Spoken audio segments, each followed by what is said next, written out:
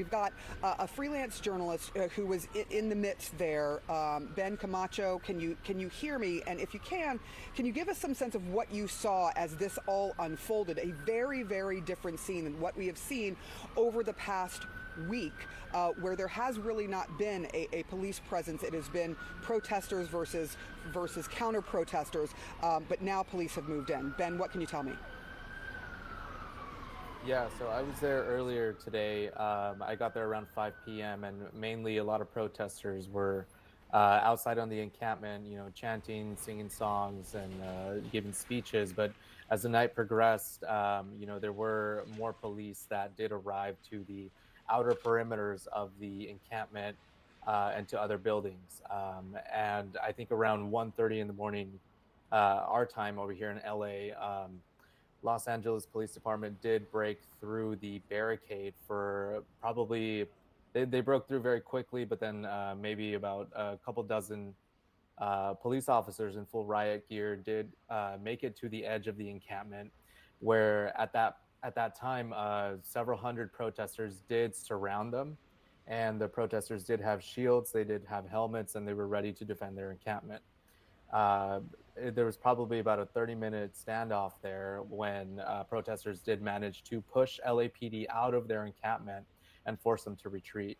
That was probably around 1:45 this morning, and obviously now the encampment is it's getting overrun by other police agencies. Ben, it's interesting that you say that, because we watched this unfold a bit. You're saying that around 1:45 or 2 o'clock in the morning, that police did try to go into the encampment, but protesters were able to push them back, and we did see them retreating a bit. Now they are right back up onto the encampment, and we're seeing police officers sort of going in and taking a few people out. Can you give us a sense of just how large of an area this is that the encampment has taken over? It's a little bit difficult to sort of make that out on UCLA's campus. Can you give us some sense of just how large of an area it is? And we're also seeing people who are not in the encampment, who are sort of on the outsides of the encampment. Are those protesters as well? What were you seeing earlier? Yeah, so I would say the encampment is roughly the size, is a little bit smaller than a football field. And the protesters outside, every protester that I saw today, minus maybe five or so counter protesters, were in standing in solidarity with the people of Gaza. Okay, so that's the bulk and majority of people that are there. We know that That's correct. last night, or sort of the night before last, you had this battle really, with the pro-Israeli protesters attacking the pro-Palestinian protesters inside of the encampment.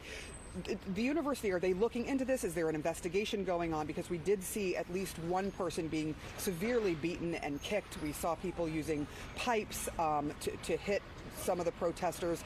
What do you know about what's happening when it comes to the attack that happened and the sort of subsequent fight that ultimately brought police to where we are right now, onto campus trying to clear this encampment? Yeah, so just to be clear, I was not there last night. I was just watching online. A couple of my colleagues were there filming what was happening. I just know that the encampment was attacked by counter protesters.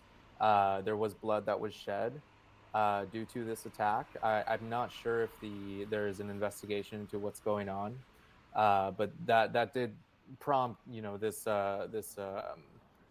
police response today. I believe there was a statement late, a couple hours after the counter protesters, the 2 nights ago now, attacked. I believe UCLA put out a statement saying, they were going to figure something out with the situation. I don't remember exactly what it said, but I think that's kind of set off the chain of events that we're now seeing unfold. Ben, thank you so much for giving us a big picture of what is going on right